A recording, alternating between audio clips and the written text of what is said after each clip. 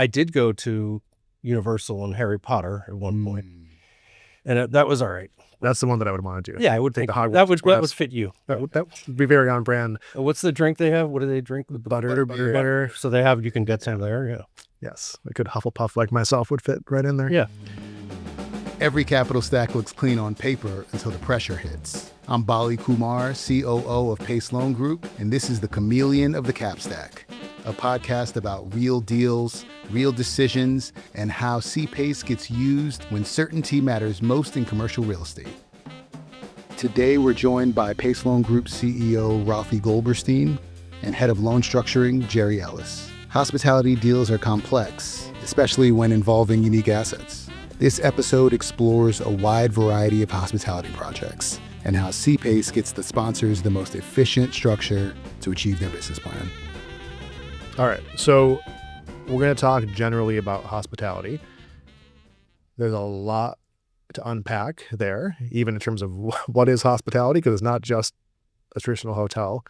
This year, specifically, our fourth quarter was bonkers busy with a lot of different hospitality deals that range from like a vanilla asset class in Orlando, Florida, and that is a Hyatt House with a super complicated capital structure, to a super high-end boutique luxury lodging in upstate New York, to what can only effectively really be called a water park, and stately, beautiful, 5-star, exquisite estate, right, of a flagged hotel, right? So like we go from like economy to ultra luxury with a water park in the middle, and all of them, for whatever reason, thought the CPACE was the answer to get their deals done.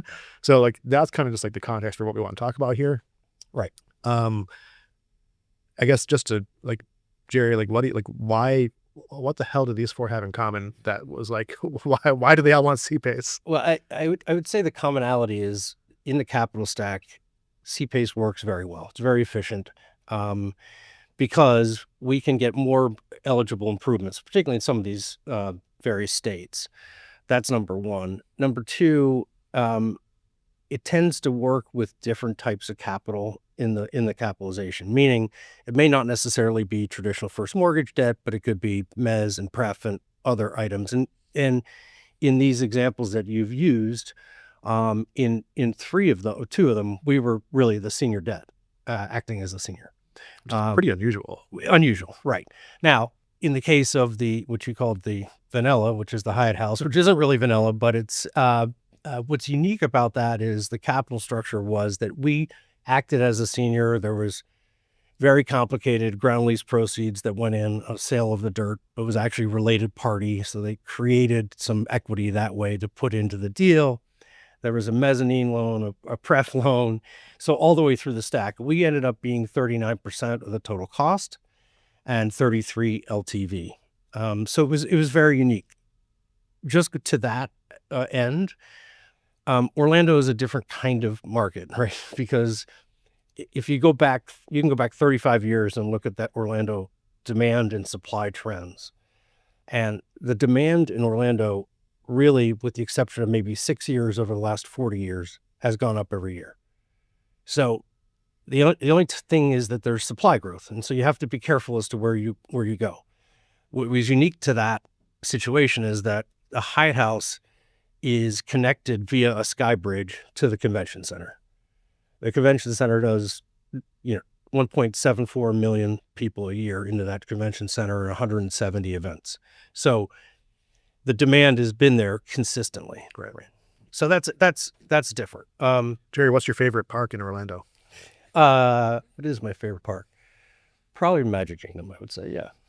I have luckily, my kids have had zero interest in going to Orlando so far, so I have not had to go to any of the parks yet. I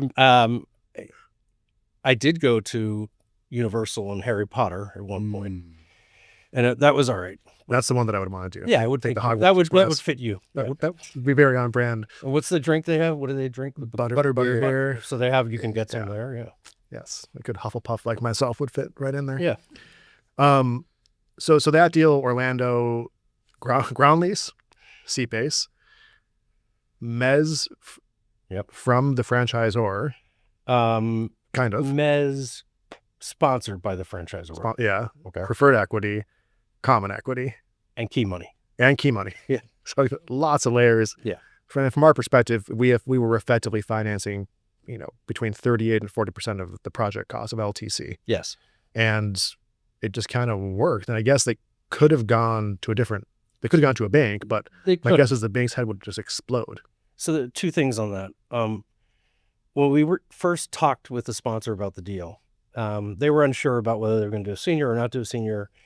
They raised the idea of effectively a related party buying the ground and entering into long-term ground lease, and thus those proceeds going into the Capstack. And so we talked through that, and I went through it and said that is very efficient for us because we'll look at that because of the way the assessment goes on the property. We'll look at that as capital behind us, notwithstanding the fact that it's a ground lease, as opposed to a senior where we'd have to have a consent. It just was something that we structured and it worked for them. Right. And the cost of the payment on the ground lease, via the rent, was something in the neighborhood of 7%. So cheaper or as cheap as first mortgage, essentially. Yeah. And the mezz there was 7.5%. They was very efficient capital. Super efficient. And I think the key is it worked for them.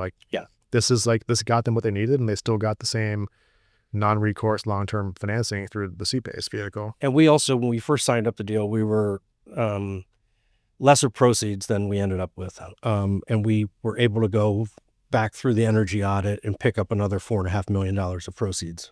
Yeah. So that's right. I forgot about that. That got upsized. And this one was interesting also because it was a Tranched funding. Right. I think our first one. First or second. We had a couple that closed right around the same time. Yeah.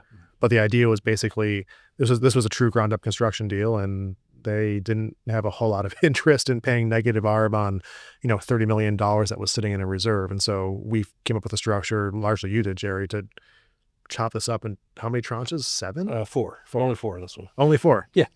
But we did end up, part of it was they were forced to take some of the other capital into the deal before us, right? So we had to structure it so that we back-ended. So we were at closing, that was month 0, we had a smaller amount. And then the next funding was month 9. So it was then 9, 12, and 15. Okay. So we basically were able to leak our dollars out through construction. Yes. They saved more money on interest carry. And again, just it worked for them. And that was kind of the theme. And so that's one. Great sponsors too. Super developed. Yeah. So we have there you have 2 sponsors, both New York based, that combined have, developed over $10 billion of real estate. Yeah. And I think when you told me about this deal originally, I think it was sponsor, check, location, check, flag, check, Capstack, yeah, that's right. Yeah. And then, but it worked, and you got to dig through it, and it's complicated, but that's kind of what's fun about these deals is in hindsight it's fun. In the moment it's awful, but you figure it out. And the only thing on that is, as we talked about, is that you have so many different capital sources in the deal, and it's a little more complicated. You got to negotiate with all these different ones, and they all want some recognition as it relates to our financing, and it also kicks up the legal fees. So ours were pretty moderate compared. Ours were fine. Yeah, I think I went back. Ours were very cheap. Did you see that person's legal fee? Yeah. Holy crap. Fun and funky deal, right? You've done a lot of fun and funky deals, and we'll talk about all of them here. How does this deal come to you? Oh yeah. How did it come to you? So one of the sponsors, I have known for 35 years. And we'll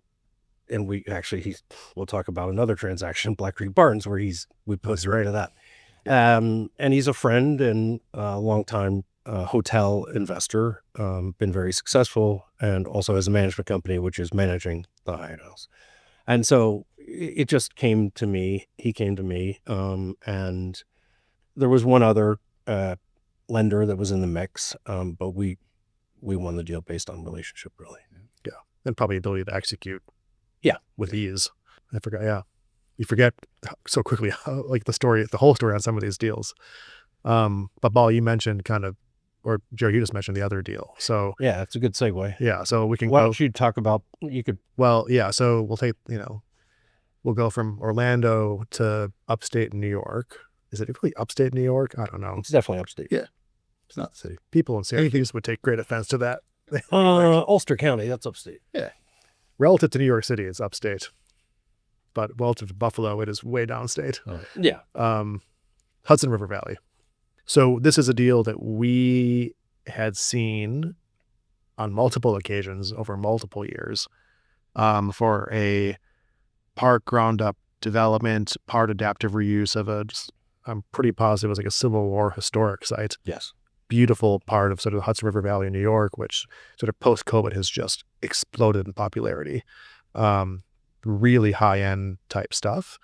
And we were approached to effectively come in and close the CPACE component of the capital stack, which I think was actually pretty straightforward. It was a mortgage lender and it was CPACE. The complicated part was that the mortgage lender was going to be a USDA because it qualified because of its rural nature for USDA. And I think as the story went, effectively the USDA lender for any number of reasons kind of fell out. Right. And the owner was like, we've been working on this for like 3.5 years. We need a mortgage loan.